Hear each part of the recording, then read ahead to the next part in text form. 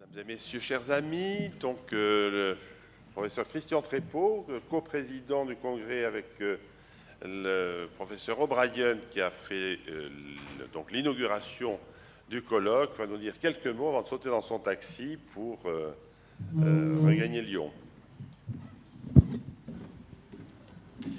Donc c'est toujours un moment de bonheur de venir à Biarritz pour une nouvelle édition de THS qui devient de plus en plus international, vivant, engagé. C'est toujours un moment fort d'être là, de revoir tous ceux qui militent et avec des enjeux qui vont perdurer. C'est vrai que vous êtes actif et c'est unique. Je pense que ce qu'il y a de bien à THS, c'est qu'il y a tout. C'est quelque chose qui n'a pas d'équivalent. Donc, une fois de plus, je suis très heureux d'être là et je félicite alors les inlassables acteurs du Sud-Ouest et que ce soit Jean-Pierre ou Arcaitz ou Marc. Donc, voilà, j'étais très content et c'est vrai que c'est dommage que je dois être un peu bousculé, mais voici un autre pilier qui nous rejoint, donc ça me permettra de m'esquiver.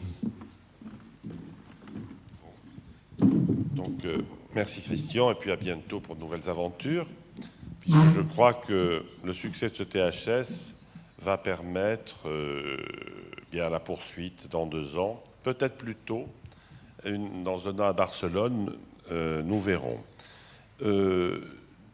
Donc, nous sommes au terme de ces 3 jours et demi. Je n'ai pas préparé ce moment, donc je vais être aussi concis que possible. Et vous me pardonnerez d'oublier peut-être quelques points de mon propos rapide maintenant et éventuellement les remerciements que je devrais faire que nous devrions faire à beaucoup de monde et que j'oublierai peut-être en cours de route. Bref, donc je crois que ces 3 jours et demi ont été particulièrement réussis dans la mesure où, comme c'était le projet des fondateurs, nous avons réussi à associer donc ce qui était bien contenu dans l'adresse initiale du professeur Françoise Barré-Senoussi, notre président d'honneur, eh bien, la nécessité de réunir à la fois l'approche scientifique, toute la rigueur des données scientifiques, en même temps qu'une approche humaniste. La dernière session de ce matin, que j'ai personnellement particulièrement appréciée, a pu aussi mettre en évidence toute la tension qu'il y a dans la manière dont on considère la rigueur scientifique. Et il peut y avoir... le ministre Alain Lamassoure disait hier que les Américains font de la science et nous plutôt de la théologie, mais on peut avoir aussi des théologiens de la science qui peuvent parfois ne pas, en vénérant de façon trop exclusive les données, oublier aussi la nécessaire relativité. Donc je crois qu'on a réussi à cette union de la science et de l'humanisme et aussi de cette approche transdisciplinaire et multidisciplinaire, toxicomanie, addiction, hépatite et sida. Et cette année, plus que d'autres années, avec aussi la perspective nord-sud et la présence de collègues, de partenaires africains, asiatiques, qui sont engagés dans des projets dont nous sommes partenaires. Et c'est probablement très important aussi, je pense, pour les prochaines éditions que nous souhaitons du THS. Donc, nous voulons remercier tous les participants qui ont suivi avec une assiduité plus marquée encore que les autres années les sessions du colloque.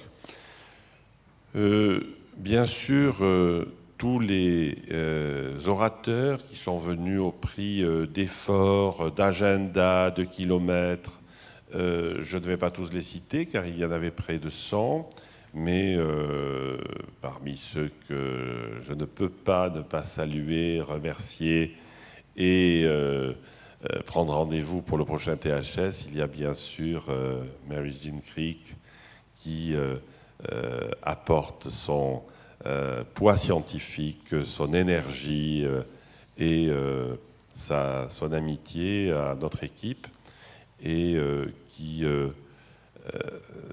aussi permet aux jeunes générations de pouvoir rencontrer quelqu'un qui appartient un peu à l'histoire de notre discipline et c'est un peu émouvant de voir comment se fait la transmission du savoir, de l'expérience et tout l'intérêt que les plus jeunes d'entre nous portent à cette historique combattante et de la science et de la médecine des addictions.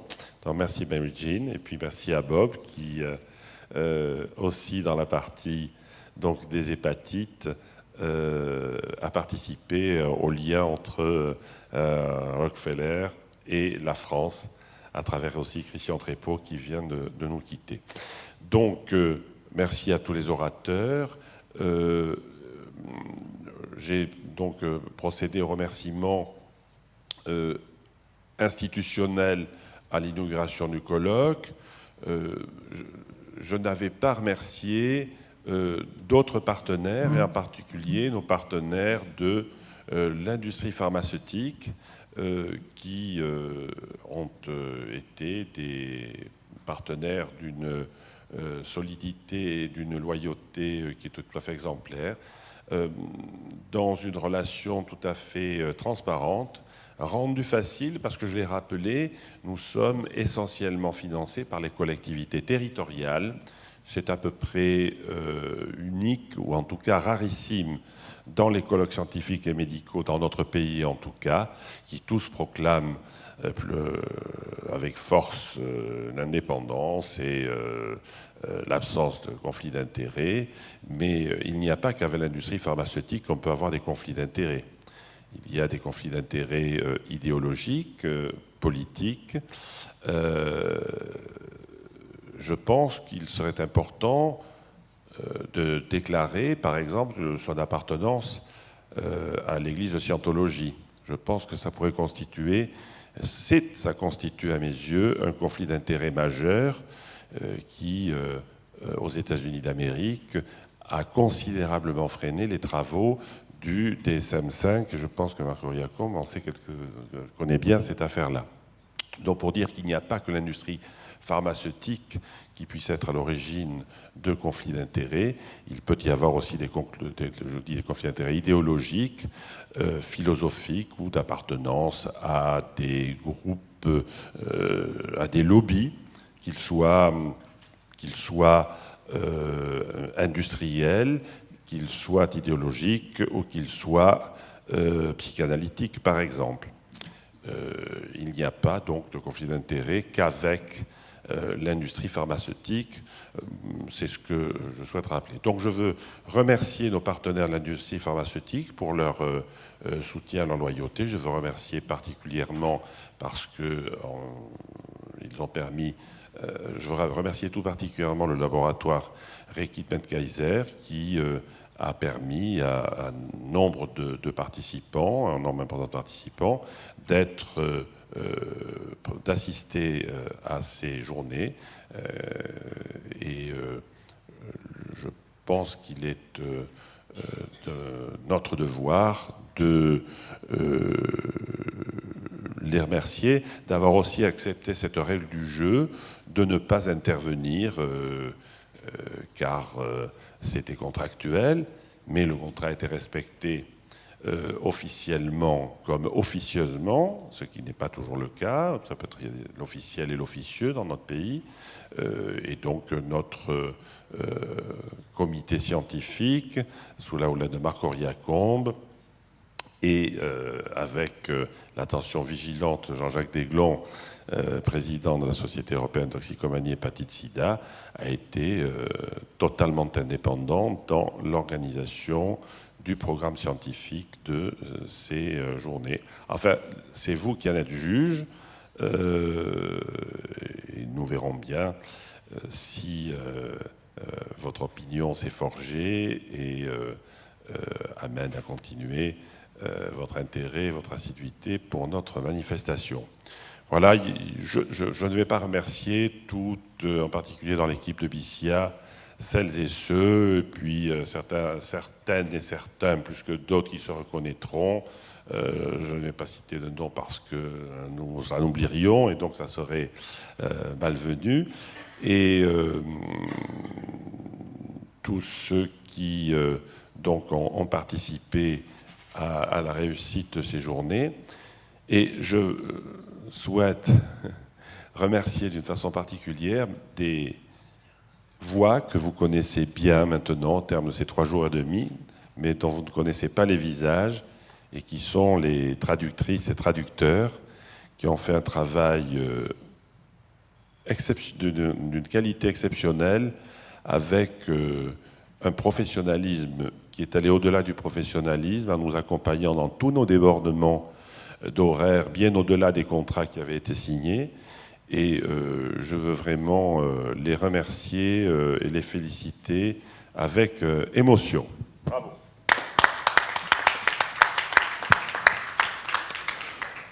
Voilà, je ne sais pas si est-ce que...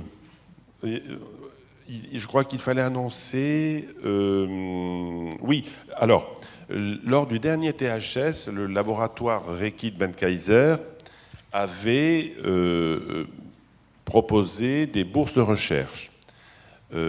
Après réunion, après examen des projets et une réunion finale d'approbation des projets qui s'est tenue en Suisse, sous la présidence de Jean-Jacques Desglon et de Chuck O'Brien, eh bien, il avait été décidé que ces bourses de recherche étaient attribuées d'une part au professeur Raymond Schwann de Nancy et l'autre à une équipe de Nantes, Morgane Guillou, qui avait un projet particulièrement intéressant destiné à évaluer les potentiels répondeurs à tel ou tel traitement de substitution, et nous attendons avec intérêt. Donc là, le laboratoire Reckitt Benckiser a l'intention de renouveler, et donc sur notre site, on fera part de l'appel d'offres, puisque le laboratoire Reckitt Benckiser propose donc de mettre au concours 2 bourses de recherche de 35 000 € chacune, je crois, c'est ça, Arcade ? Ouais. Bon, voilà, c'est ça. Et je pense que c'est une opportunité très intéressante pour certaines équipes qui ont du mal à accéder aux financements de recherche qui sont quand même, pour l'essentiel,